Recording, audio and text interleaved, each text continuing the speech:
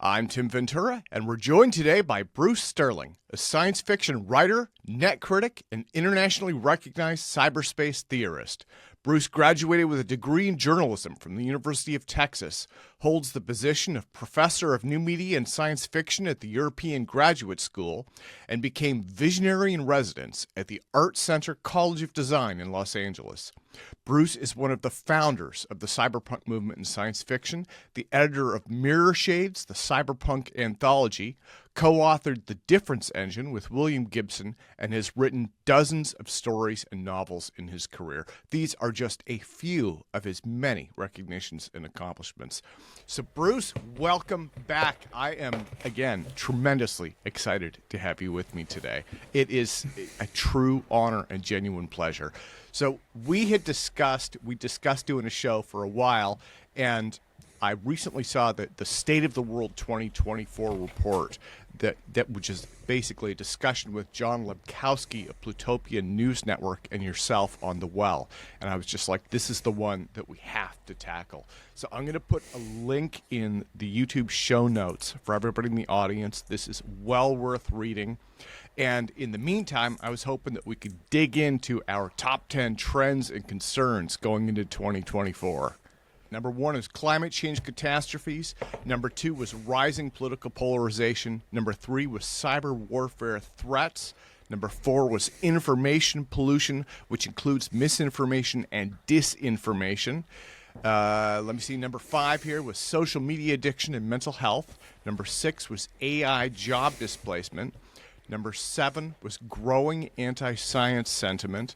Number 8 was increased surveillance and privacy concerns. 9 was global food crisis. And number 10 was lack of access to safe water for over 1.7 billion people.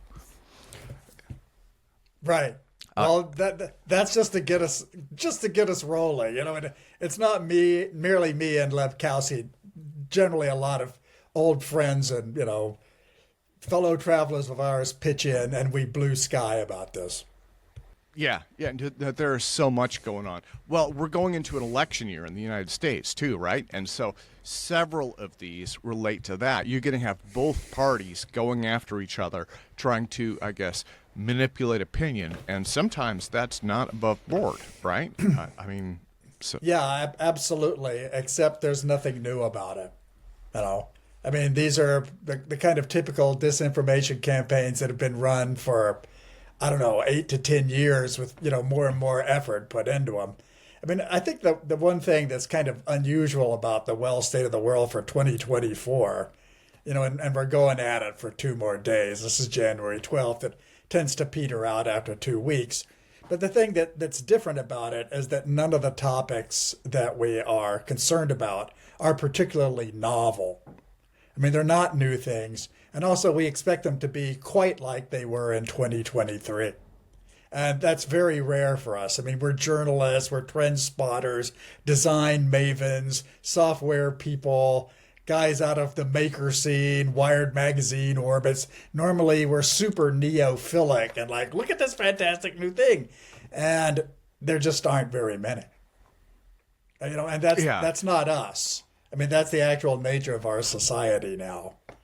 There is climate crisis, there is a war, there is AI. All these things exist. It's just the war is several years old. The climate crisis is 100 years old. The presidential campaign is the same presidential campaign with the same guys, using the same techniques and the same rhetoric. it is the same guys. So it's going to be, if I understand, they're a million years old. They're not exciting. I mean, what's thrilling about what Trump would do? I mean, he could throw an insurrection. There's nothing novel about it. He's saying the same things he's been saying for 8 longer years. The novel part, I think the novel part is, I'm not really a political person, but if I understand correctly, Trump can't be on the ballot in at least 1, possibly 2 states. I think Colorado and potentially Maine. And then there is an initiative to do the same thing to Biden in 3 red states. So that turns the presidential election into an obstacle course, right? It's almost like a sudden death thing. That's, Well, I don't know. Of course, there's political polarization. They're going to do the worst that they can, that that they could cook up. It's just that there's nothing particularly excitingly transgressive about it. Do you think that we'll see the same level of polarization? Because one of the things I'd wondered about was last time around we had the pandemic, right? And that just Right. added massive anxiety. So Yeah. I don't know. We have the pandemic now. It's like 1,000 Americans are dying a week, 2,000. It's not going away. I mean, people talk about it, but Yeah. it's just, it's an endemic. It's, and there's nothing novel about it. It's been going on for years. I mean, I had the pandemic, a few weeks ago. My wife caught it. This is the second time I've had SARS, that I've had COVID-19. Okay, one of these days, it's likely going to blow me right out of my armchair here. I would not be at all surprised if this very dangerous illness kills me someday. But, I'm not particularly amazed about it. It's not an exciting new trend. It's just what there is.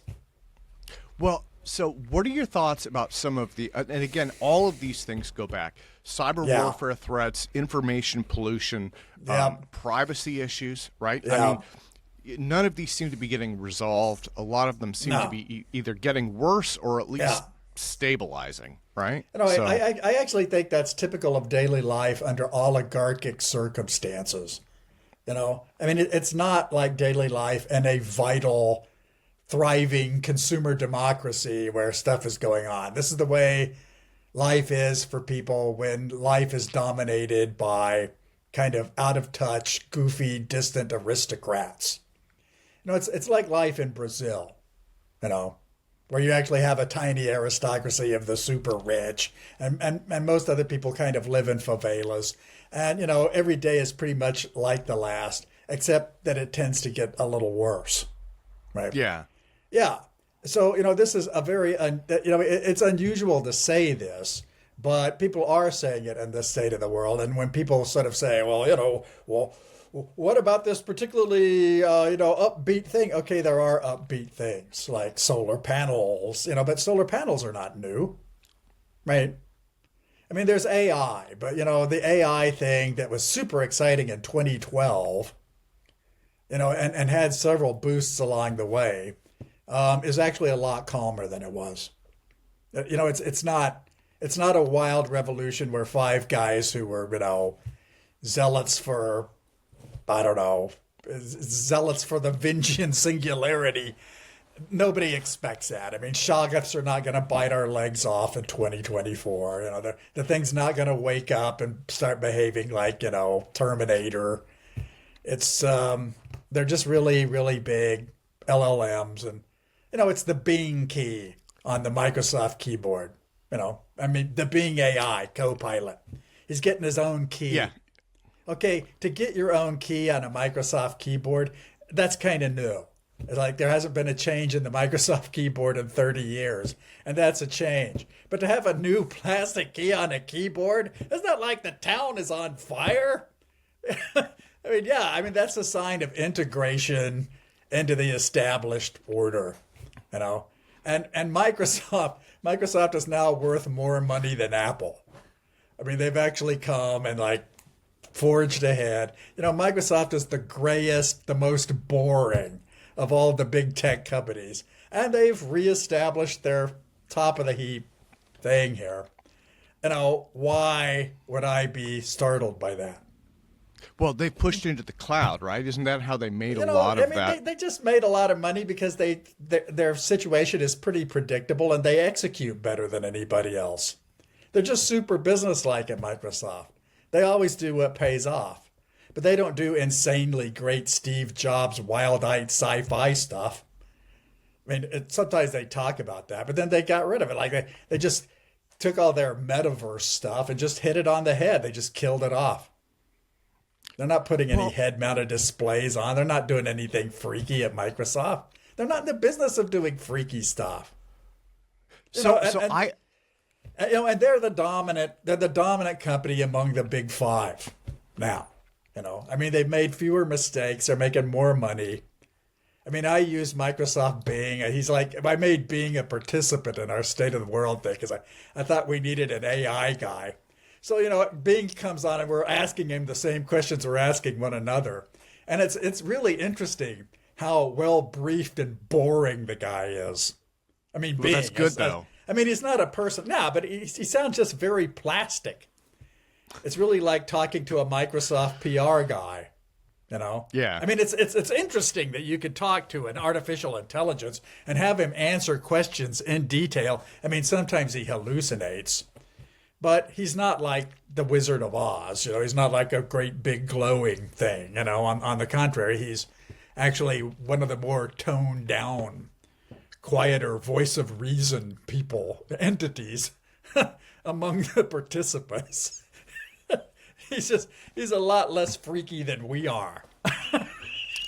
Well, they had some interesting stuff, right? Like last year, it told people it was spying on the Microsoft engineers through their webcams. So it had some interesting. I mean, yeah, but he'll do less and less of that. I mean, the hallucination thing is actually kind of interesting, but you know that's not something they're going to push. I mean, they're going to like try and remove the big hallucinatory problem, but they can't really do it because the hallucination's baked into the database that they're using. I mean, they like when they got the Common Crawl, and you know, if you just like look at every piece of data that's ever been put on the internet and you try to draw statistical connections between them, they're not going to make sense. That's not reality. That's just like a bunch of internet posts, right? Well, let me ask you about Facebook. This is one where I have Meta? seen like. Are you asking about Meta? Oh yeah, Meta. Sorry, they changed their name to. Yeah, that's how Gosh, far. that was exciting, wasn't it? Yeah, they're building the metaverse. It's going to change everything. It's like it's going to change everything back to Facebook. So what I've seen, this is just my personal experience, but I've seen a couple of things. Number one, I am getting overwhelmed with fake profile friend invites. I mean, and they're all really like you talked about that from fake Threads? plastic thing. No, from Threads? Facebook. From Facebook, Oh. they're all like these really fake profile, brand new. They've got 2 posts, like one friend, you know, and they all you look mean like beautiful Facebook spam accounts? Facebook spam accounts. Yeah. I am getting overwhelmed with those. And then the other thing I've noticed is the ad quality, right? At least for me, this is not like the top companies running ads. These are like little no-name companies that you've never heard of. So are Facebook's, I mean, do you think that they're reaching the end of their life cycle? Do you think that they're starting that decline, I guess? Well, you know, I'll quote my science fiction colleague, Cory Doctorow.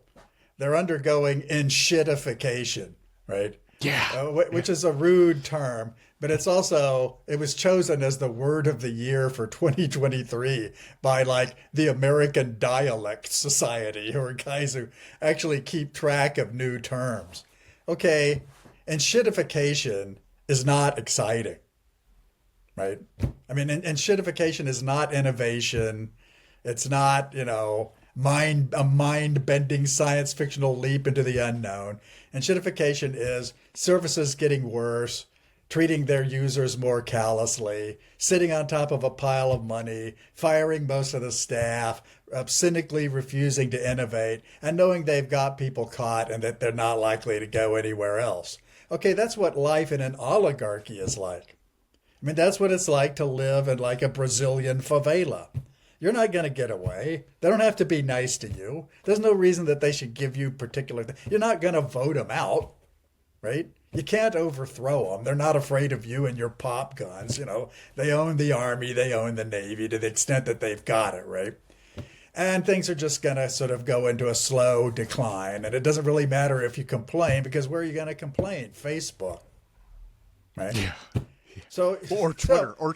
You know, can put it on Twitter. Or Twitter, but Twitter is enshittified even faster than Facebook. I mean, Facebook likes to make head fakes at innovation. It's like, we'll put in a metaverse, you know, we're going to like do an AI. Whereas Twitter is simply oligarch media flat out. It's just owned by rich guys and like for and by rich guys and consistently attacks any other form of media or objective journalism. It's just sitting there as a giant megaphone for Elon and his pals. And anybody who's on there knows that that's the actual situation. And also that it's not new. I mean, it's in decline because it's not making money, and the ads are worse on Twitter than they are on Facebook. But there's no particular reason for Elon to run out of money for that reason, right? Well, I mean, there's not going to be like a sudden catastrophic breakdown in Twitter or Facebook or Google or Amazon or Microsoft. I mean, Microsoft is actually the trendsetter. They're the least in shitified among the bunch. So I guess going to the larger picture then, I mean, again, this goes back to the beginning of cyber culture. There was this vision. Well, it was like this whole new world, right? I mean, that was. It was for a while. It was for a while, and so now but it's that gone was then, from. and this is now.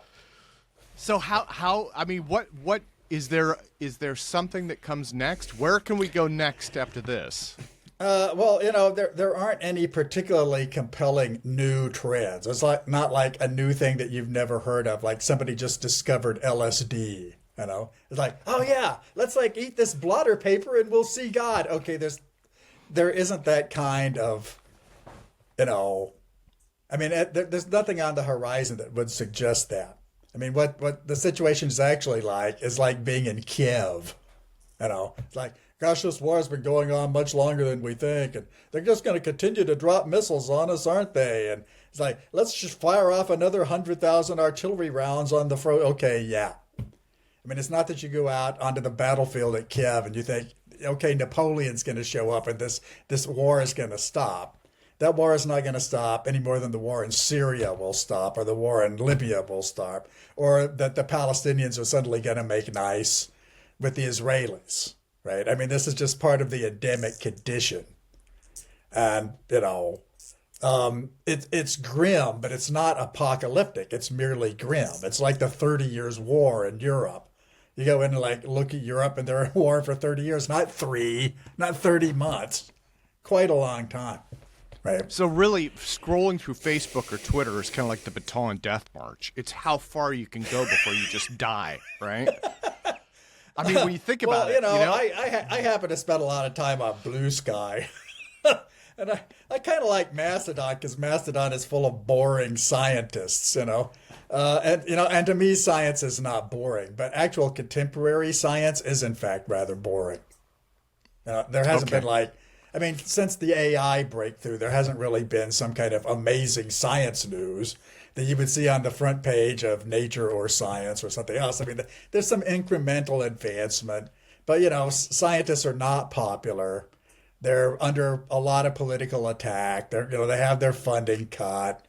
I mean, if you're, head of an Ivy League college, you could be lynched by, Elon's billionaire pals. And, it's not an attractive place in order to be working.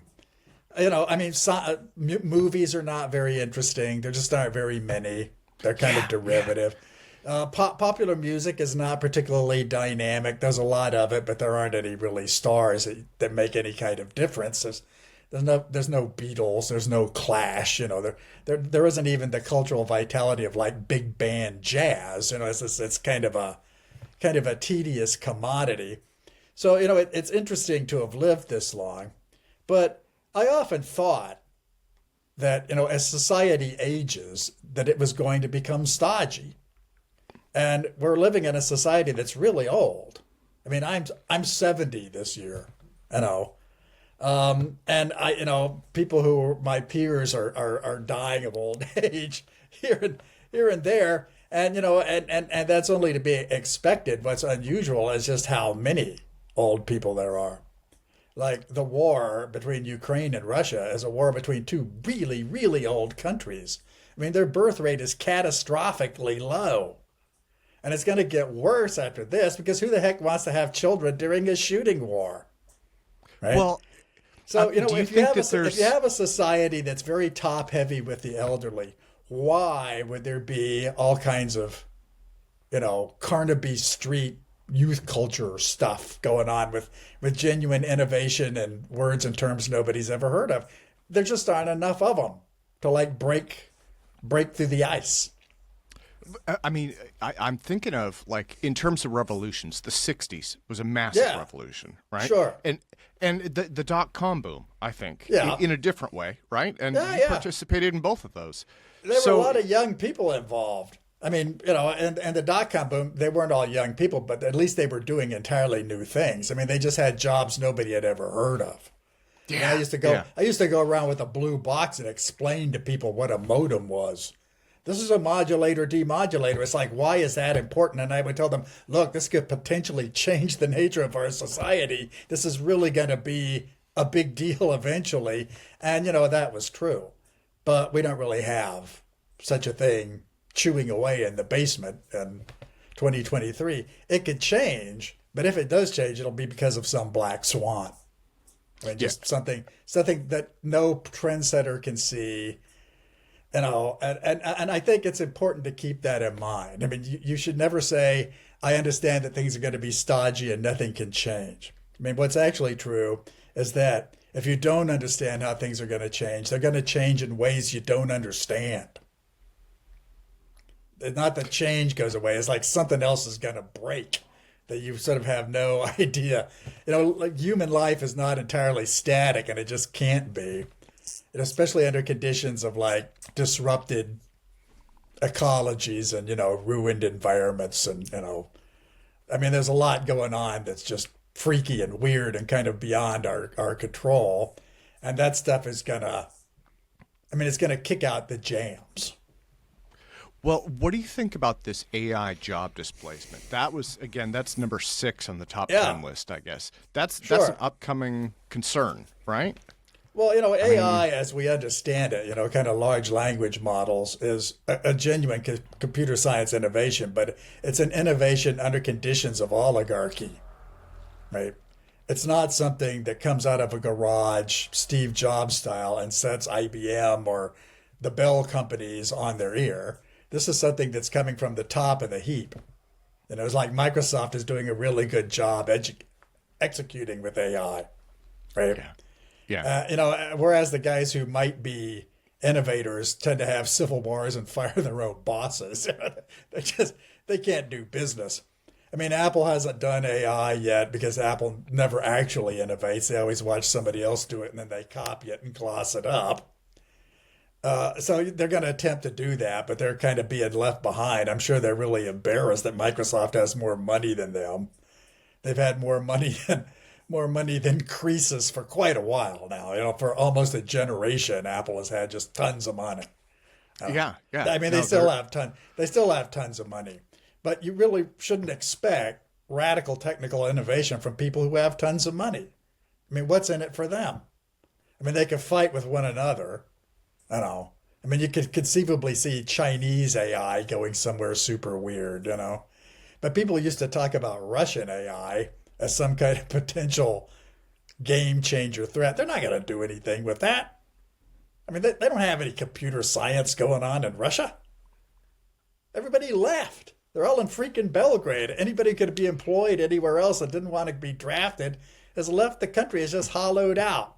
And they're setting the trends, sort of, but the trends are in warfare and, propaganda and ethno-national stuff. Well, I mean, one of the things...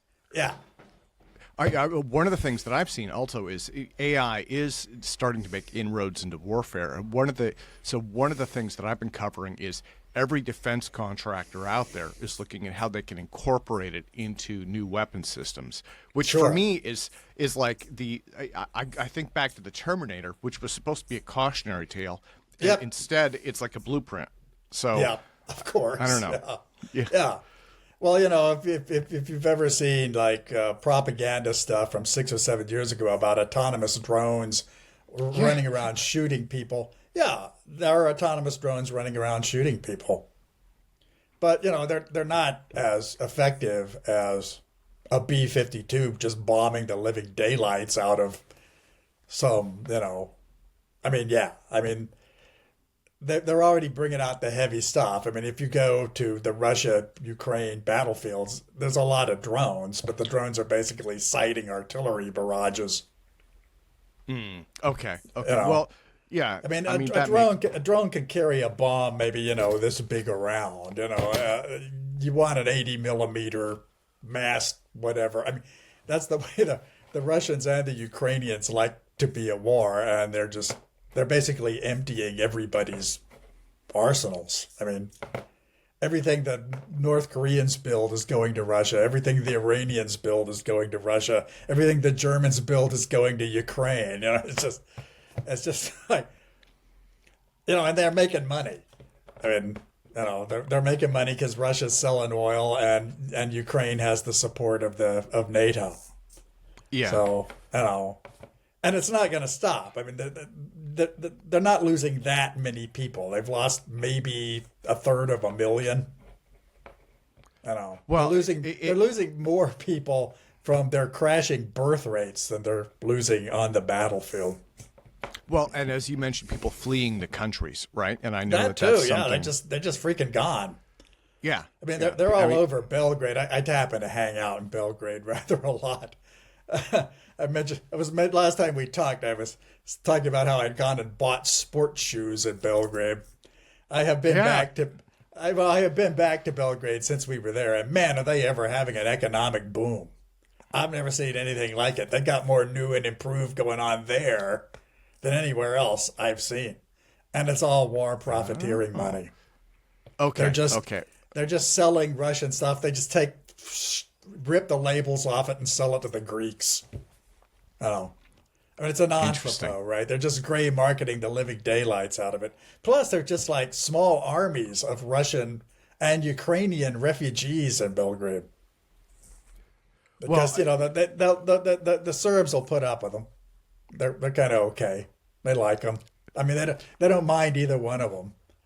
And they don't shoot each other there. It's interesting. I mean, normally, if you're aware of like an ethnic war, which this is, I mean, it's an ethnic war between Ukrainians and Russians, you would normally see like massacres and, gruesome kind of, and they'd be shooting each other in other capitals, and that's not in fact happening.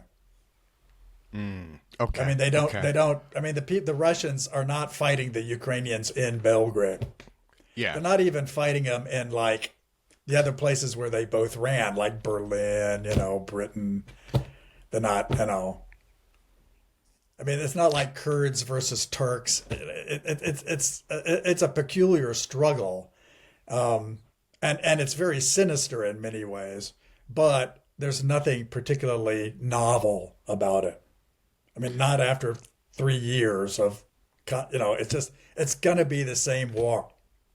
I'm pretty confident that the war will not stop in 2024. It's going to continue at more or less the same pace and on more or less the same battlefronts. I mean, no big cities, no big liberation, just a kind of new Iron Curtain with people throwing drones and artillery barrages over it. And, that's how it'll be. So one of the things that you guys had talked about in the 2024 State of the World was deep fakes and the erosion of trust. And for me, this comes back to like not just the election, but I'm definitely thinking of the election. It's reaching the point where people can fake things that are incredibly compromising and yet not real, right? Yeah. Do you think that we'll see upsets based on that? Because the public I think it's just 100 times cheaper to take an actual photograph and mislabel it. Okay. It's like, okay, these are, the town's on fire and it's actually another town, Yeah. I mean, it's just, there's a ton of that, but it doesn't erode trust because AI is eroding the trust. That's just not how the trust erosion actually works. I mean, the trust erosion is super real. I mean, if you look at like social media over the Israeli-Gaza thing, it's just like 105% fantastic lies. I mean, there's like literally nobody to trust and sort of no way to get there. If you're a journalist, they just shoot you. There's no way. There's just, satellite shots you can kind of trust. It's like guys doing open source intelligence because they're like listening to somebody's radio signals. Those guys commonly come up with stuff. Like Bellingcat, like Bellingcat is more more dependable than any mainstream media thing or any social media thing. But adding AI to the mix is not particularly exciting. I mean, they're adding AI to YouTube. People are showing up on AI as pop singers instead of saying, here, buy the Adidas shoes, right? I mean, they're using AIs, fake AIs of people to sell products as spam. And I think that'll work because people who trust spam and buy anything from spam, they'll buy anything. They're just kind of dumb and hopeless marks. So, I expect to see some of that. That somebody fakes the president and he declares a missile strike or something and all hell breaks loose. I think that's actually rather far-fetched because everybody already knows. And plus they're already lying. I mean, nobody trusts anything the Russians say about anything ever. Nobody trusts anything Donald Trump says about anything ever. If you're for Donald, you like the idea that he lies all the time. I mean, at least he's like on our side and he's like corroding the trust of the other guys. Well, right? so let me ask about the oligarchy thing then, because you mentioned this a couple of times, and it does come back to this, right? It's like they have this word regulatory capture in government. Yeah. But it's almost like social capture by these giant mega corporations. Yeah, it is. It comes back to that, right? What's the solution to that, is there one? They have more freedom of action than anybody else because they're not politically frozen or particularly polarized. And, they kind of act together as a body pretty well, like Google, Apple, Facebook, Amazon, Microsoft, Baidu, Alibaba, Tencent. They don't really go to the mattresses against one another. I mean, if you looked at Russian oligarchs right after the privatizations, they almost immediately just began shooting each other. Right. And you would think that if you had oligarchs that had like hundreds of billions of dollars, that they would become piratical and attack one another, right? I mean, they'd hire private armies and they'd become condottieri, and they'd be like roaming the landscape and looting and burning. And, I mean, this is typical of a failed state, right? You have failed states. I mean, Ukraine was like that. Ukraine's overrun with oligarchs. I mean, there were oligarchs with private armies. It's like a lot of that around. But they don't really want to do it. I mean, they're kind of, but they're just not, as oligarchs go, they're not very aggressive. Okay? And they're not the only oligarchs around. I mean, there's the oil company oligarchs. They're actually kind of worried, and they're like aware that things are not going their way and that they're basically destroying the planet and it's very blood for oil. And, so if you talk to oil company people or fossil fuel people, they're more nervous than I've ever seen them. I mean, they're really kind of in a bad scene. Well, France just I guess France just decided to go nuclear, right? France has always been nuclear. Well, no, they if I understand right, they just reprioritized nuclear over all renewables. They did that in the 1970s. Nothing shocking about that. I mean, I was talking to some nuclear guys in Italy recently. They actually gave me a tour of a dead Italian nuclear power plant. And they're like, well, we have a chance to revive nuclear, and I'm like, why don't you just buy nuclear from the French? Because you're right next to them. And they're like, well, we want Italian nuclear. And I'm like, why? I mean, it's much easier. You don't want to like lobby your own government to have nuclear. You just like let the French do it and sell you the power. And they're not afraid of it. I mean, they've never had a Chernobyl in France. They've never had a 3 Mile Island or a Fukushima. If they did, they'd lose their taste for it. Because, once one of these suckers blows and leaves a wasteland overrun with wild pigs, it's bad. Like, whoa. But, they'll do it, and there's nothing surprising about them doing it. I'm not at all surprised that the French would like to nuclear, and I mean, they've had nuclear in France for more than half my lifetime now. Yeah. I know that's. I mean, I'd be a lot more worried about Ukrainian nuclear plants getting shelled and just blasted across the landscape. But people are bored with that prospect. They're still running. I don't know. I mean, there's nuclear plants all over the freaking battlefield. You want to worry about nuclear, worry about those. Yeah, well, and I don't know. I'm out in the Seattle area, and we have hydro. I love hydro. I mean, it's so Hydro's inexpensive. great unless it stops raining or it floods. Yeah, no, it won't stop raining here. Not Man, in did you ever Seattle. see what happened to that? What is it? That city in Libya, right? I mean, they had two dams. They had a big greenhouse flood, blew out both the dams, washed the town into the Mediterranean. Okay, now that's a climate crisis hassle, right? And if you have hydro, then you have dams. But the dams Yeah. get old, and also they get stressed, and and they can blow up. And that and if they wash out, that's a massive flood disaster. I mean, it's serious. So it's like earthquake levels of whatever downstream is going into the ocean, brother. That's that Well, bad. Yeah, It's and I know they're- it's a hazardous form of renewable power, especially I in know a that- disturbed climate. there are a lot of challenges too with it. I mean, they've got issues with like Yeah. salmon runs and things like that. So there's definitely a lot of stuff. You know, that goes they're into that, around. but- I know.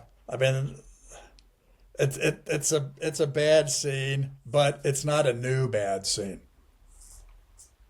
Well, Right. and that I guess to It's sum not like things up for dams today. breaking is not a new thing to happen. When dams break, they Yeah. break more often. Statistically, they're going to break more often. Yeah. So Bruce, They to have sum to. things up for today, I think that the state of the world 2024 is more of the same, more It or is less. more of the same, yeah. Okay. It's not thrilling, and it's kind of it annoys me that I have to say things like this because it's not a good thing for science fiction writers to say. We're always supposed to be very Sputnik, rocket ships, ray guns, that's what we like. But it interests me to have survived into a society where things actually are kind of dull. And they're not dull in an entirely new way. They're dull in Yeah. the way that oligarchies are generally dull. I mean, it's boring and oppressive to live in an oligarchy. They don't have your best interests at heart. It's very hard to get ahead. You can expect the rents to be very high. You're going to be in debt most of the time. Your lifespan is going to be going down. Your life expectancy will be dwindling. People will be sick all the time. The food will be more expensive. Your clothes will be shabbier. Okay, if you want to live in an oligarchy, that's what it's like, and it doesn't matter where. I mean, if you're in an oligarchy in Sweden, it's like that. An oligarchy in Seattle is going to be like that. Brazil, yeah. Indonesia, yeah, that's what oligarchic life is like. But if that was a permanent state of affairs, then no oligarchy would have ever collapsed. And in fact, commonly they do collapse because they're just not very resilient. Yeah. Well, Bruce, on that note, let me thank you so much for your time today. It is, Yeah. I don't think the audience can take much more. So No, we'll have to close things. it's kind of grim, I don't want your audience to suffer. So I got to show off my Christmas present here. This is not my shoe, but this is my Christmas present, which is the Swiss Army Champ knife. Right? Okay. It's got like 8 layers of every possible ridiculous Swiss gizmo on it. It's got a magnifying glass. It's got like crazy stuff. And it's not exciting, it's not even new, but I'm kind of pleased with it because I feel like, well, if I've got to deal with everything, at least I've kind of got it all right in my pocket. Yeah. Well, this is a zombie survival knife, right? Heck yeah. It's like I maxed it out, and I use it. I mean, I use this other one more, I mean, I'm walking around, I'm doing so many home repairs here recently that I have like 4 knives in my cargo pants. It's a little alarming, but I'm staying busy. I did not die of COVID, nothing particularly thrilling going on, but I'm not. I mean, I'm counting my blessings, such as they are, in this year, 2024. And I may be a little optimistic, but I expect to survive it. Well, there you go. Yeah. So I'm So, actually Bruce- getting I'm actually getting a little worried at the prospect that I might live as long as everybody else in Ibiza lives, which is commonly 90. I mean, I might be looking There at we go. 20 more years. I hope they're not all like this one. I'd like to see something a little more vivid, and I think I will. Well, Bruce, let me thank you again so Sure. much for your time today. Good So- luck with the editing there, Tim.